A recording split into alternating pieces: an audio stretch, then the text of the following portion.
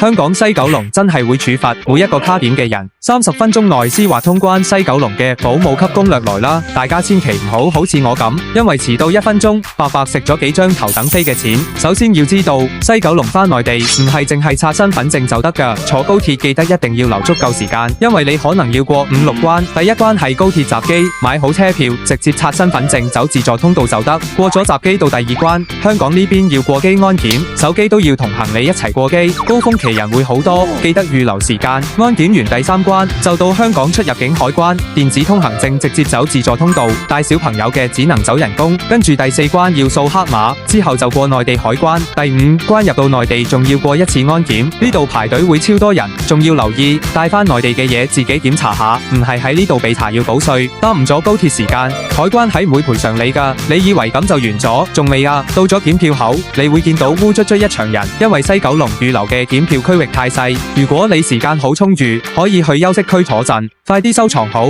祝大家旅程愉快！